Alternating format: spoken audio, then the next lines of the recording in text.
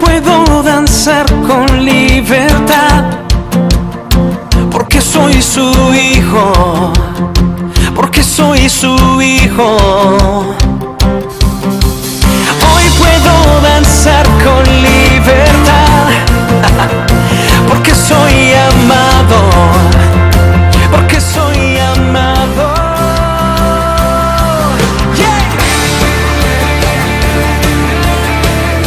Muy buenas tardes, queridos oyentes de la radio Maranata 89.3 y la radio Misión 2000, la 90.9.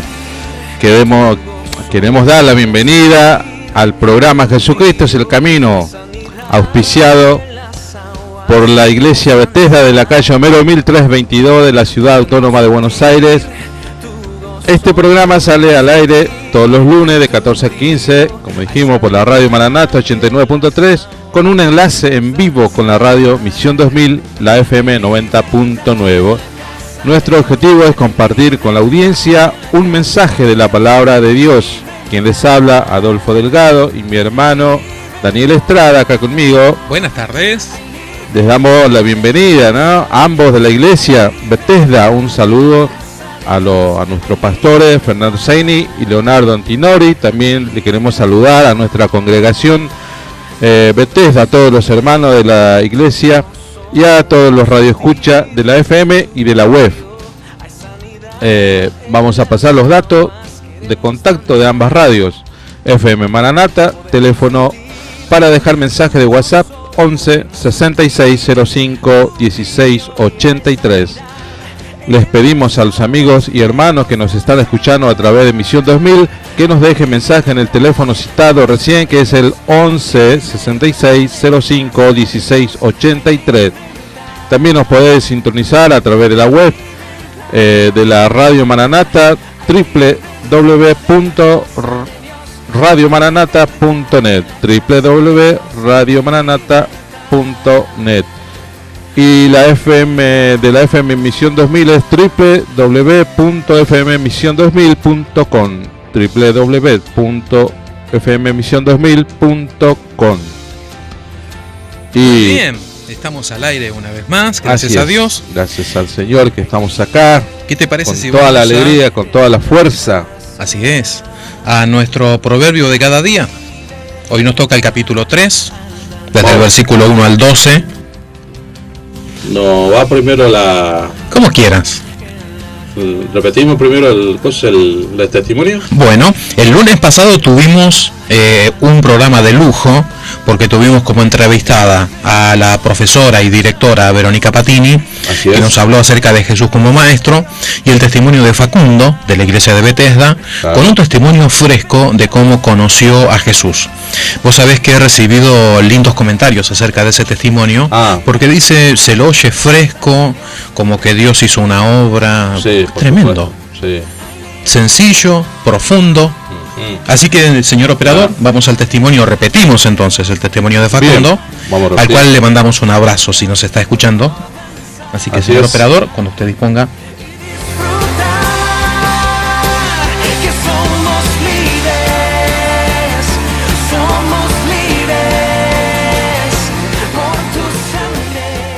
Conocí a Dios hace 4 años en un campamento de jóvenes.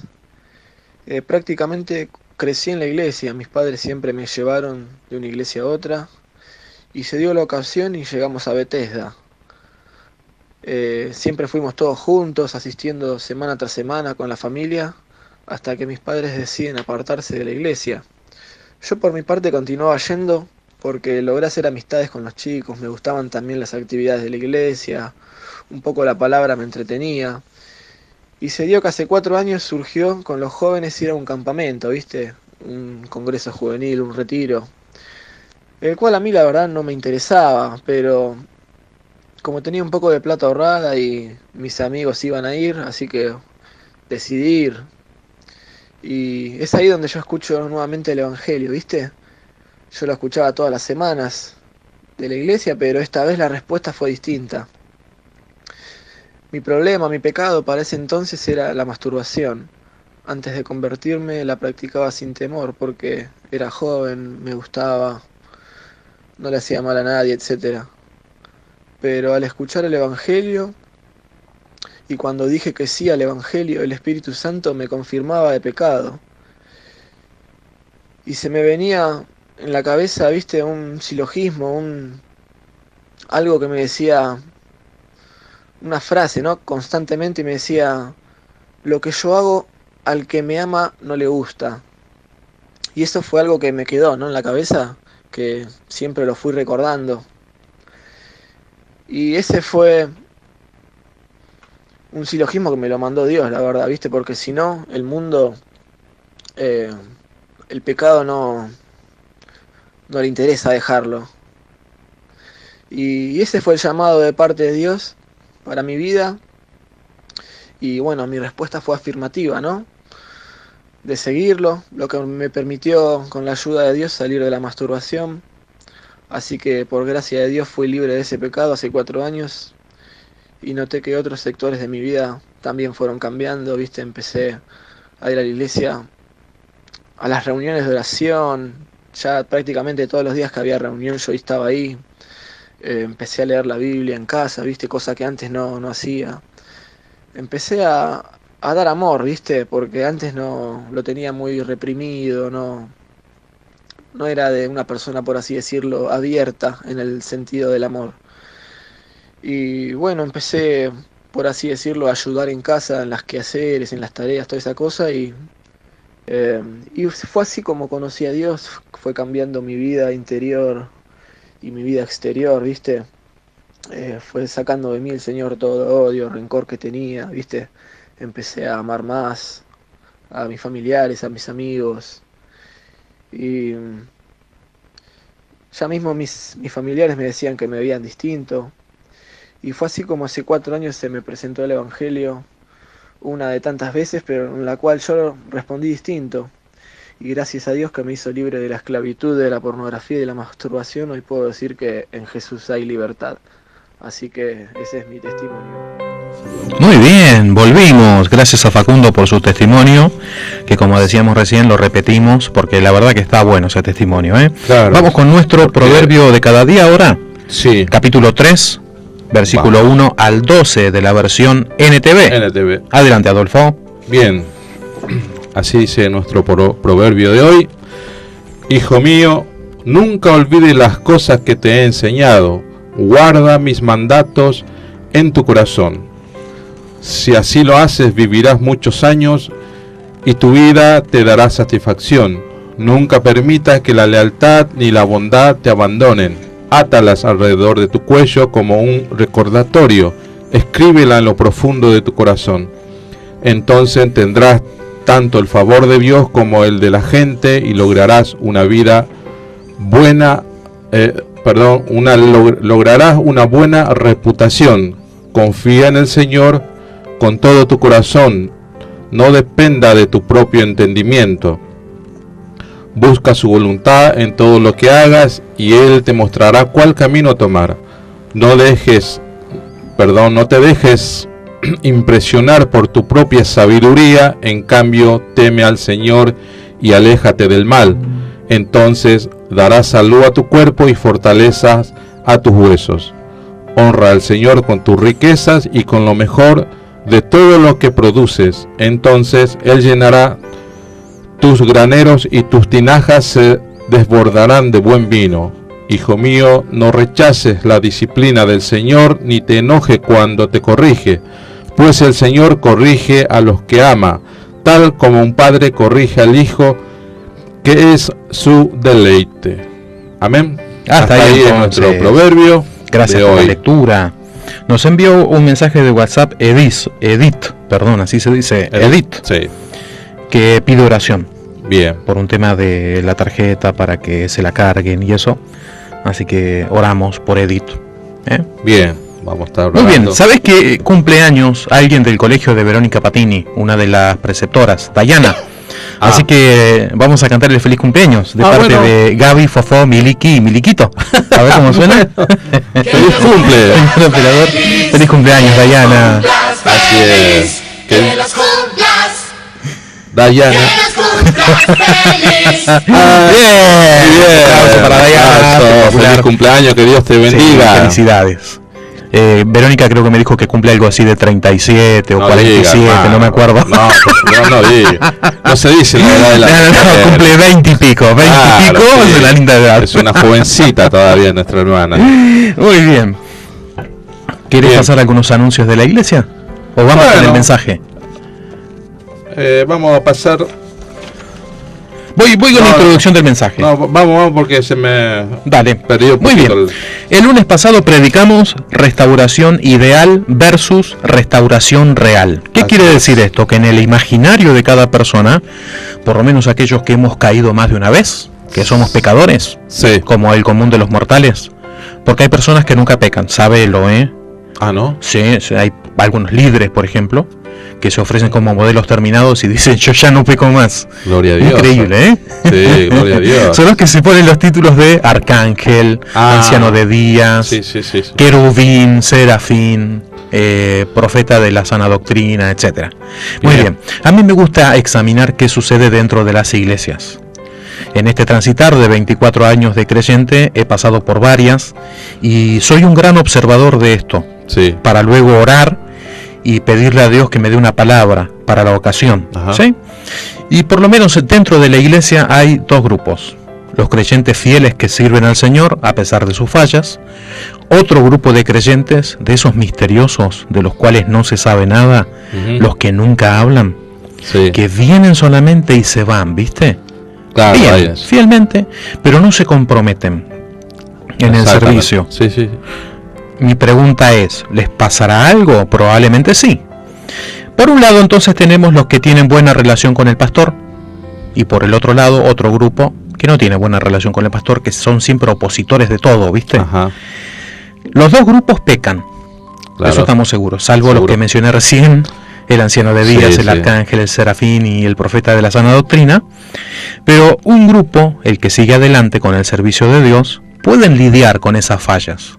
Se las arreglan. Pecan, creen en el perdón de Dios, van a hablar con el pastor si es necesario, y siguen adelante. Pero otros se estancan, se quedaron quietos y están sufriendo. Y sabes que prefieren no hablar. No quieren hablar sobre ese tema, seguramente porque no encontraron confianza alguna con nadie como para decir lo que les está pasando, que deben ser cosas bravas, ¿no? Hay un primer grupo entonces que le sirve a Dios con esas fallas propias de cualquier ser humano normal, pero el otro grupo cree que la restauración no es posible, o tienen un ideal muy alejado de una posible realidad. Se quedan con un ideal y dicen, sí, pero no lo voy a alcanzar. Podría pasar esto, pero no. Claro. Son muy duros consigo mismos. Y ellos mismos están en una iglesia que probablemente no los quiere restaurar, pero sí los quiere disciplinar. Ajá. La iglesia, por lo general, la iglesia local, a veces es muy rápida para disciplinar a alguien, pero no piensa en la restauración. Ajá. Y vamos a ver cómo Jesús, que tiene altos estándares para poder servirle, cómo es que Jesús baja un poco su exigencia para que alguien como Pedro, después de haberle fallado 3 veces, de haberlo negado, pueda ser restaurado. Y como alguien tan imperfecto como Pedro y tan imperfecto como nosotros, podamos servirle a Dios a pesar de. Claro. Entonces lo que estoy diciendo es que dentro de la iglesia y fuera de ella, por ejemplo, estoy pensando en este momento en personas no cristianas, que cometieron ciertos delitos, ponele, y hoy están privados de su libertad, piensan, Dios no está en un lugar tan horrible como este. Dios se olvidó de mí. Es más, tal vez piensan en Dios de forma negativa. Por ahí lo culpan a Dios. Si Dios me hubiera dado otro tipo de oportunidades, yo no hubiera salido a robar y hoy ya estaría en libertad. Y nuestras cárceles de Argentina, no sé de otros países, por ejemplo, nos están escuchando a través de la web de nuestro país y de Brasil. Les mandamos un saludo. No sé cómo serán las cárceles de Brasil, pero acá en Argentina están abarrotadas. Están superpobladas. Claro, creo que pasa en todas partes, en todos los países eso. Así es. Entonces vamos con la lectura del pasaje de hoy, que está en Juan, capítulo 21 y versículo 15 en adelante. Esto tiene que ver con el mensaje de una restauración ideal versus una restauración real, ¿sí? Bien. Entonces cuando habían acabado de desayunar, Jesús dijo a Simón Pedro: Simón, hijo de Juan, ¿me amas más que estos? Pedro le dijo: sí, Señor, tú sabes que te quiero. Jesús le dijo: apacienta mis corderos. Y volvió a decirle por segunda vez: Simón, hijo de Juan, ¿me amas? Pedro le dijo: sí, Señor, tú sabes que te quiero. Jesús le dijo: pastorea mis ovejas. Le dijo por tercera vez: Simón, hijo de Juan, ¿me quieres? Pedro se entristeció porque la tercera vez le dijo: ¿me quieres? Y le respondió: Señor, tú lo sabes todo. Tú sabes que te quiero. Jesús le dijo: apacienta mis ovejas. En verdad te digo, cuando eras más joven te vestías y andabas por donde querías, pero cuando seas viejo extenderás las manos y otro te vestirá y te llevará a donde no quieras. Esto dijo dando a entender la clase de muerte con que Pedro glorificaría a Dios, y habiendo dicho esto le dijo: sígueme. Hemos leído la Biblia de las Américas, esa Bien. versión. Pues fíjate que el último versículo, cuando dice el evangelista dando a entender la clase de muerte con que Pedro glorificaría a Dios, Sí, la tradición dice que fue crucificado claro. y que él decía: no soy tan digno de morir como mi Señor, cuélguenme con la cabeza hacia abajo. Y lo crucificaron al revés. Así es. ¿Sí? Muy bien. Todos tenemos una noción de lo que es equivocarnos. Algunos errores u olvidos pueden ser superficiales o más bien leves, sin mayores consecuencias. Otros pueden dejar heridas muy profundas. Algunos ejemplos de errores superficiales o leves: por ejemplo, le pusimos sal al té en lugar de azúcar. No pasa nada, lo tiramos y listo. Claro, O me puse unas medias de distinto color en cada pie. Eso no es la muerte de nadie. por supuesto. Probablemente nadie se dé cuenta, o sería un motivo más para reírnos. Estaba recordando el testimonio de ese profesor Claro, que se puso, si salió muy temprano y en vez de ponerse una campera colgada sobre los hombros, se puso un pantalón colgado. Y anduvo así todo el día. es un despistado. Y la nada más. gente se reía, ¿viste? Claro. Y él, cuando se quiso poner la campera que creía tener colgada, se dio cuenta que era un pantalón. Un pantalón de jogging color azul. Tremendo. Qué bárbaro. Así que otros ejemplos de errores u olvidos graves pueden ser estos: querida, me olvidé al bebé en el supermercado. Claro. Esto sería fatal, ¿no? Otro podría ser: me equivoqué al conducir mi auto y tomé en contramano. Produje un gran choque donde casi perdemos la vida, mi familia y yo, y los otros conductores. Pero vayamos ahora con algo que mencioné al principio, con algunos queridos hermanos nuestros y amigos que están privados de su libertad. Sé que Radio Misión 2000, por ejemplo, hay pabellones de la cárcel de Seiza y de otros Ajá. penales que la sintonizan. Así Ah, que les mandamos un mirá. saludo para ellos, ¿sí? Ahí le mandamos Eh, por ejemplo, otra cuestión de que algunas personas llaman errores a ciertas cosas que hicieron, por ejemplo, un delito o una infidelidad. Así que un fulano sale a robar un supermercado donde se olvidaron el bebé hace un ratito. Sí, Bueno, pero va y asalta a los que tenían la plata La y se cajera. va, pero lo detiene justo la policía porque llegó a retener al bebé. claro, tomó como Al rehén. bebé que se olvidaron. Oh, Ahí está pobre. la policía, así que nuestra policía es muy efectiva. Cuando se lo propone, arregla los casos así inmediatamente. Un bebé Ah, abandonado, un delincuente que asalta un supermercado.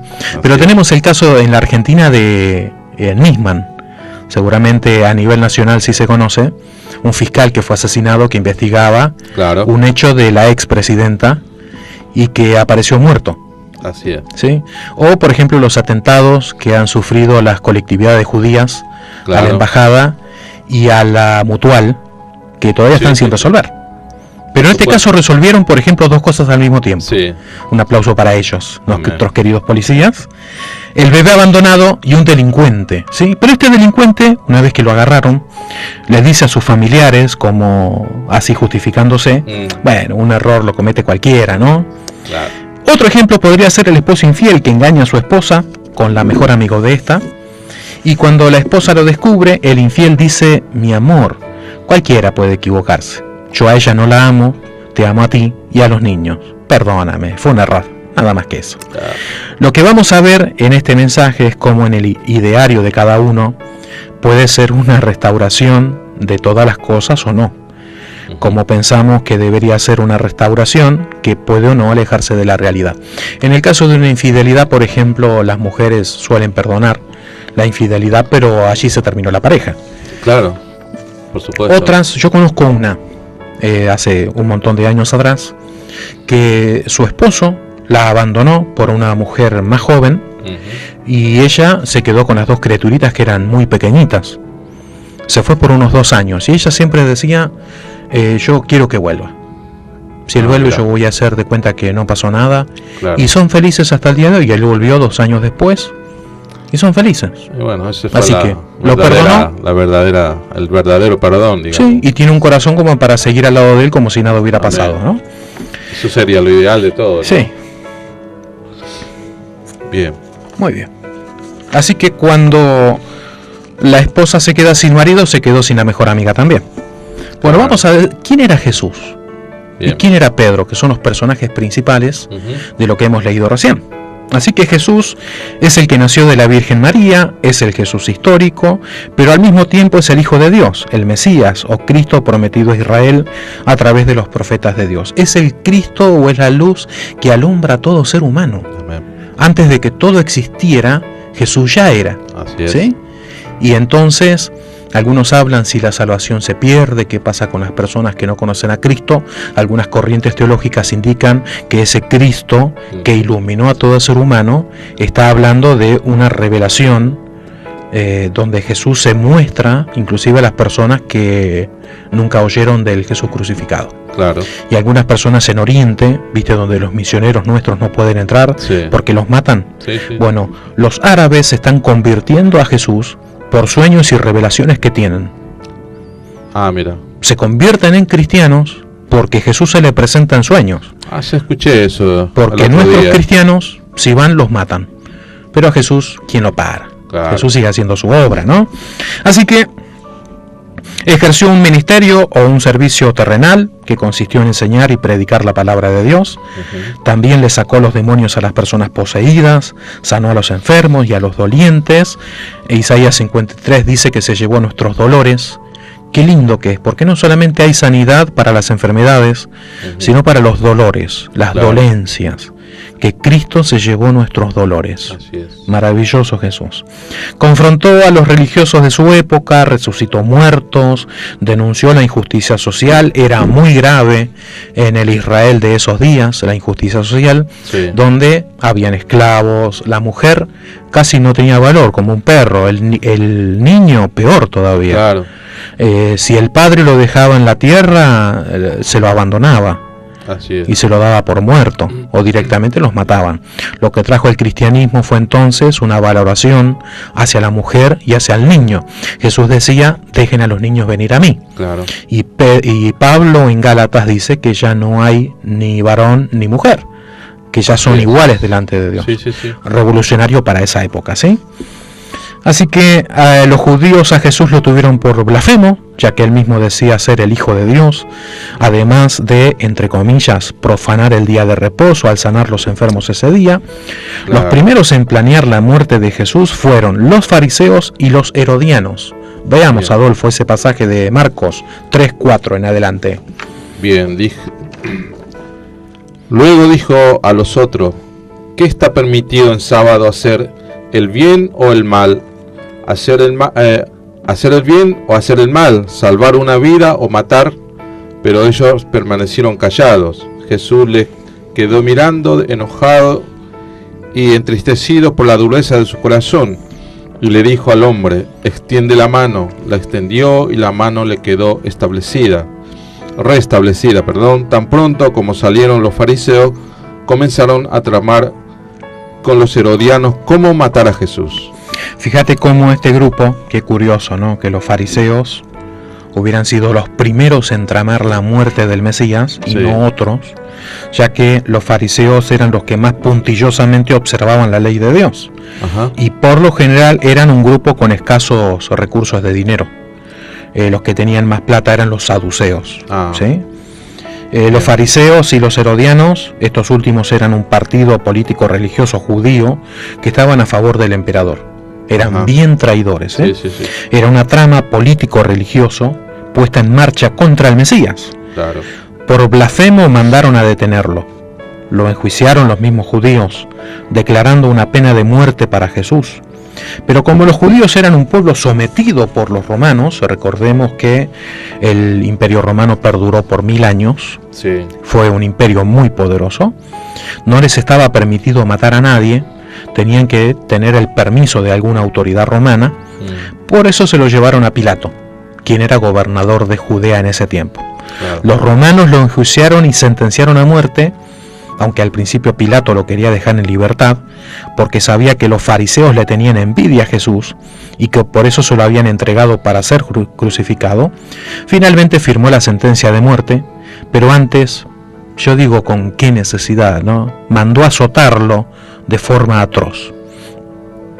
La causa real por la cual los reos eran condenados a muerte en ese tiempo era exhibido por medio de un cartel clavado en la punta de uno de los postes que conformaban la cruz de madera. Y la causa de Jesús, ¿cómo fue caratulada, Adolfo? En Mateo 27:37. Dice, y pusieron sobre su cabeza la acusación contra él, que decía, este es Jesús, el Rey de los judíos. Esa era la causa por la cual legalmente fue crucificado. Jesús, el Rey de los judíos. Es decir, ¿por qué lo mataron? Porque Jesús era el Rey de los judíos. Sí. No podían permitir que hubiera otro rey, que alguien se autoproclamara rey, porque el emperador era el único que podía mandar. Claro. Inclusive no solamente sobre los romanos, sino sobre los dominados, los judíos de ese tiempo, ¿sí? Sin embargo, para los romanos, Jesús fue un sedicioso, un insurrecto, que amotinaba a las personas. Había reconocido poseer un reino del cual predicaba siempre.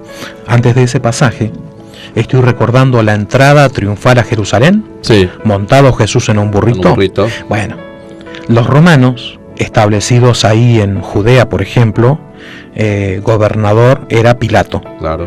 ¿De qué se ocupaban? De socavar o de apagar las rebeliones. Sí. Es decir, tenían puestos romanos, de guardias, digo, en todo el imperio, Claro. para ver esta especie de... Era una sublevación esta. Jesús entrando como un rey, montado sobre un burrito, sin armas. Pero Pero ahí quedó. él no dijo en sí, sino la gente. Claro, la gente lo proclamaba como Claro. rey. Hosana, bendito el que viene en el nombre del Señor. Algunos allí lo estaban reconociendo como el Mesías prometido. Otros estaban viendo en él un libertador político-militar. Claro. Pero es decir, los romanos eso no lo pasaron por alto. Claro. Estaba ahí, lo vieron. Todo el mundo lo vio. Y los sacerdotes también. Y los sacerdotes. Jesús se fue directamente al templo. Sí. Dice que observó todo lo que estaba pasando y se fue. Ah, mira. Es como Jesús viniendo a inspeccionar. Sí. Jesús inspeccionándonos. Nos echa un vistazo, se va y obviamente después vuelve, ¿sí?, al templo. Claro. En algún momento él armó un látigo y los rajó a todos de adentro, los que vendían palomas, los que cambiaban la plata, etcétera. Así. ¿Qué dice entonces Juan 18 al 36 respecto a eso que dije, que había reconocido poseer un reino del cual predicaba siempre? Bien. Dice, mi reino no es de este mundo, contestó Jesús. Si lo fuera, mis propios guardias pelearían para impedir que los judíos me arrestaran, pero mi reino no es de este mundo. Así que, ¿eres rey?, dijo Pilato. ¿Eres tú quien dice que soy rey? Yo para esto nací y para esto vine al mundo, para dar testimonio de la verdad. Todo el que está de parte de la verdad, escucha mi voz. Así es, lo enjuiciaron, lo azotaron, se burlaron de él, lo escupieron y abofetearon, le pusieron una corona de espinas en su cabeza para mofarse de él como rey, lo crucificaron, le clavaron una lanza en el costado, lo sepultaron, descendió a los infiernos, resucitó el tercer día, Sí. estuvo con sus discípulos unos cuantos días más y delante de unas 500 personas más o menos fue ascendido al cielo, desde donde prometió volver por su iglesia amada que somos nosotros, ¿sí? Amén. El apóstol Pablo resume muy bien en 1 de Corintios 15 del 1 al 8 lo que acabo de decir. Por favor, Adolfo. Dice, ahora hermanos, quiero recordarles el evangelio que les prediqué, el mismo que recibieron y es el cual en el cual se mantienen firme. Mediante este evangelio son salvos si se aferran a la palabra que les prediqué. De otro modo habrán creído en vano, porque ante todo les transmití a ustedes lo que yo mismo recibí, que Cristo murió por nuestros pecados según las Escrituras, que fue sepultado, que resucitó al tercer día según las Escrituras, y que se apareció a Cefas y luego a los 12. Después se apareció a más de 500 hermanos a la vez, la mayoría de los cuales viven todavía, aunque algunos han muerto. Luego se apareció a Jacobo, más tarde a todos los apóstoles. Y por último, como a un nacido fuera de tiempo, se me apareció también a mí. Lo que hemos leído es NBI, Nueva Versión Internacional. Veamos ahora quién es Pedro. Bien. Muy famoso para esa época. Claro. Se lo menciona en la Biblia un montón de veces. ¿Sí?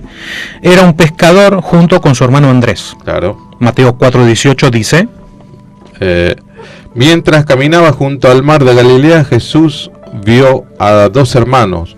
Uno era Simón, llamado Pedro, y el otro Andrés. Estaban echando la red al lago, pues eran pescadores. Además era casado. Recordemos cómo Jesús sana a la suegra de Pedro. Claro. Se presume que Pedro vivía con su esposa Sí. en la casa de su suegra. Según uno de los padres de la iglesia, Clemente de Alejandría, en sus escritos, es del año 150 después de Cristo, dice que además de ser casado tenía hijos. Ajá. Era el apóstol más reconocido, más famoso, llegó a caminar unos instantes por las aguas, el único que lo logró, Claro. igual que Jesús, pero luego se hundió y fue rescatado Sí. por el Maestro.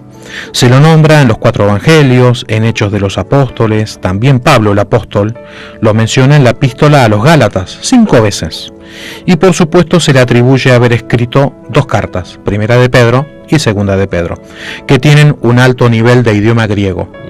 Cuando vos te acercas a las cartas de Pedro en su idioma original, es bastante complejo. Tiene un nivel muy elevado de griego, no es básico.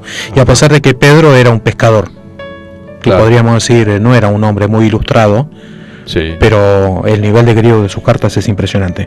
Pero además de todas estas cosas, se lo conoce por haber negado a Jesús en 3 ocasiones. Veamos la negación. Pedro había dejado solo a su maestro en el huerto, cuando fueron a arrestarlo, no sin antes cortarle la oreja a Malco, uno de los siervos del sumo sacerdote. Juan 18:10, ¿qué dice? Simón Pedro tenía una espada, la desenfundó e hirió al siervo del sumo sacerdote cortándole la oreja. El siervo se llamaba Malco. Así es. En el arresto de Jesús, Pedro los iba siguiendo de lejos y se las arregló para estar en el mismo patio que lo tenían a Jesús arrestado. Mientras él se calentaba en una fogata con los demás, tuvieron que ver con el arresto de Jesús. La turba de gente que fue con palos y espadas Claro. estaba allí, en el patio. Sí. Y al lado, Pedro. Qué Así capo es. Pedro, ¿eh? Se las arregló para estar ahí, qué capo. Recordemos la figura inigualable de Judas Iscariote, quien lo vendió por 30 monedas de plata. Ese era el precio que tenía un esclavo de ese tiempo. Y es allí donde lo anunciado por Jesús se cumple. Recordemos el anuncio profético lanzado por Jesús hacia la figura de Pedro. Mateo 26:33 en adelante. Bien, dice: entonces Pedro respondiendo le dijo: aunque todos se aparten por causa de ti, yo nunca me apartaré. Jesús le dijo: en verdad te digo que esta misma noche, antes que el gallo cante, me negarás 3 veces. Ahora recordemos el cumplimiento de esa profecía. Bien, dice: pero Pedro dijo: hombre, yo no sé de qué hablas. Y al instante, estando él todavía hablando, cantó el gallo. Entonces el Señor se volvió y miró a Pedro, y recordó Pedro la palabra del Señor, como le había dicho antes que el gallo cante, hoy me negarás 3 veces. Y saliendo fuera lloró amargamente. Muy bien, vamos a reflexionar sobre ese lloró amargamente. Es decir, uno peca. A Jesús él después no lo iba a ver más, porque a Jesús lo habían matado y él no creía que Jesús iba a resucitar.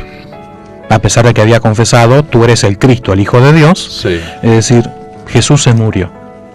se murieron las esperanzas mesiánicas, se murió el libertador, todo volverá a ser como antes, se fue a pescar con sus amigos de vuelta, Claro. se volvió a lo de antes. Creo que todos volvieron, ¿no? Todos se fueron a pescar. No creían que iba a resucitar. Sí. Es más, cuando las mujeres llegan con el anuncio de la resurrección de Jesús, no le creyeron. Claro, por supuesto. 2 veces. Sí. A otros 2 que se les había aparecido en el camino de Maús, Sí. vinieron a contarlo y tampoco le creyeron. No, claro. Decir, bueno, viste que somos pecadores. Y estas personas, a través de estas personas, Jesús da inicio a la iglesia que continúa con la misión de Jesús hasta hoy. Con Bien. gente que le falló, gente pecadora, como vos y como yo, como quienes nos están oyendo, y como aquellos que dicen que ya no pecan más, también sos pecadores. Claro. Sí. Muy bien, ¿cuál fue la tragedia para Pedro? ¿Querés que vayamos a un tema?